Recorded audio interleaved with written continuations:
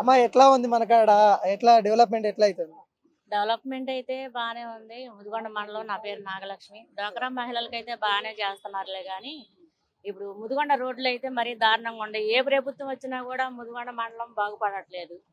ఏంది మేమైతే వందల సార్లు ఇళ్ళ కోసం పెట్టాం. ఏ ప్రభుత్వం గూడా మాకు ఇల్లు ఇవ్వలేదు. మేము 20 సంవత్సరాల నుంచి రెంటుకుంటున్నాం. మాకు అసలుకి ఎన్ని సార్లు పెట్టినా గూడా ఇల్లు రావట్లే. ఇల్లు ఉన్న వాళ్ళకి ఇల్లు ఇచ్చారు ముదిగొండ మండలంలో.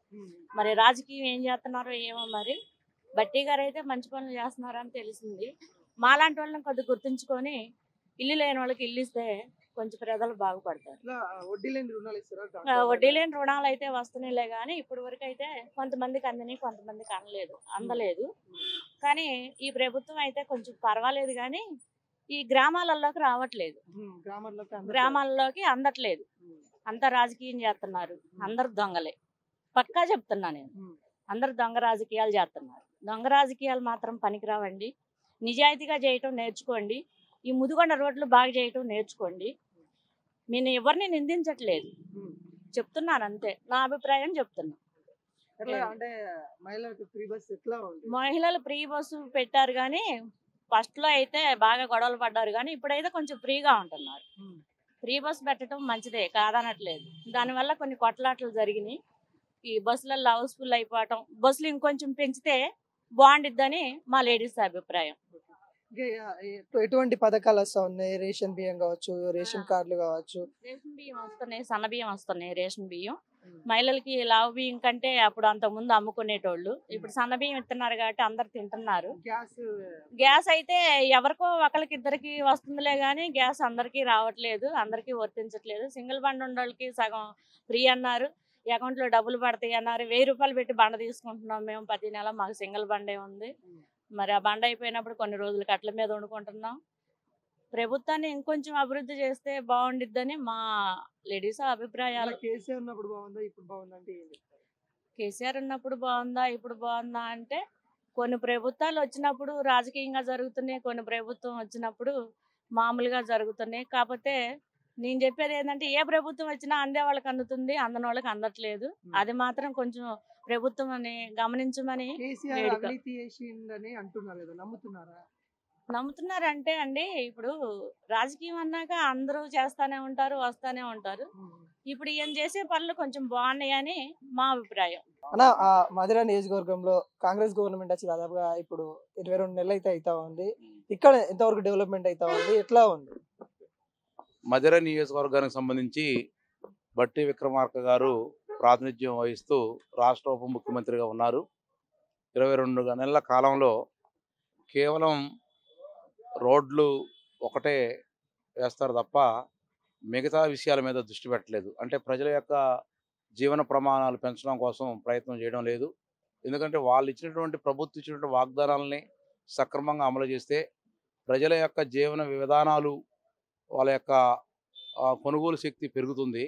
కానీ అసలు విషయాన్ని పక్కన పెట్టి ఏదో కేవలం అంటే బయట కానీ ప్రజల్లో చర్చ ఏంటంటే 20% కమిషన్ తీసుకొని రోడ్లు ఇస్తున్నారు. అది ఎవరు గతంలో ఎవరు అడగలేదు, ఏ ఎన్నికల వాగ్దానం లేదని చెప్పేసి కూడా ప్రజలు భావిస్తున్నారు. సంక్షేమ కార్యక్రమాలు ఏమేమి అందుతా ఉన్నాయి? సంక్షేమ కార్యక్రమాలకు సంబంధించి ముందుగా ఇక్కడ ఇందిరమ్మ ఇల్లు అరకొరగా ఇస్తున్నారు. బూతుల వారీగా 12 ఇచ్చారు. కానీ సరిగ్గా జీపీఎస్ లేక వాళ్ళకి ఇళ్లలో డబ్బులు సక్రమంగా పట్టలేదనే ఆరోపణలు ఉన్నవి. వాటిని ప్రభుత్వం సరి చేసుకుంటే బాగుంటుంది అనేది మా వ్యక్తిగత అభిప్రాయం. అదేవిధంగా 2, మనం ఏదైతే ప్రజలకి ఫ్రీ కరెంట్ అన్నారో ఆ ఫ్రీ కరెంట్లో కూడా కొంత ప్రజాపాలన దరఖాస్తు తీసుకున్న సందర్భంగా ఇంకా ఈ మండలంలో 2000 మంది ఫ్రీ కరెంటుకు నోసుకోవడం లేదనేది మా సర్వేలో తేలింది. మేము కూడా వ్యక్తిగతంగా జనం దగ్గర తిరుగుతూ ఉంటాం. వాళ్ళు ఏంటంటే అప్పుడు ఆనాడు డేటా ఎంట్రీ ఆపరేటర్లతోనే వాటిని ఫీడ్ చేయడం వల్ల, చాలా తప్పుగా ఫీడ్ చేయడం వల్ల వాళ్ళు అట్లాంటి దాన్ని కూడా నోసుకోవట్లేదు. దీని మీద ఉప ముఖ్యమంత్రి గారు దృష్టి తీసుకుపోయినా కానీ ఇప్పుడు సరి చేయడానికి లేదు. ఇస్తే 100% ఏదైనా అవకాశం ఇస్తే బాగుంటుంది అనేది మా వ్యక్తిగత అభిప్రాయం. ఇట్లా బట్టి గారు ఎట్లా ఉంటారు? ఇక్కడ అవైలబుల్గా ఉంటారా? పనులు చేస్తారా? ఎట్లా ఉంటారు?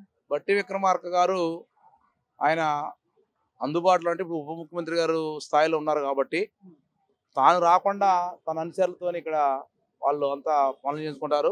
తర్వాత వాళ్ళ మేడం గారు ఆమె యాక్టింగ్ చేస్తూ తానే స్వయంగా శాసనసభ్యురాలుగా ఇక్కడ వ్యవహరిస్తూ ఉన్నారు. కానీ వాస్తవంగా ఆయన గారే క్షేత్రస్థాయిలో ఇక్కడ వస్తే ప్రజలు ఇక్కడ ఉన్నటువంటి అభివృద్ధి కానీ, ఉదాహరణకు మా మండల కేంద్రంలో ఇప్పుడు 50 పడకల ఆసుపత్రికి మనం శంకుస్థాపన జరిగింది. కానీ అట్నే ఆగిపోయింది.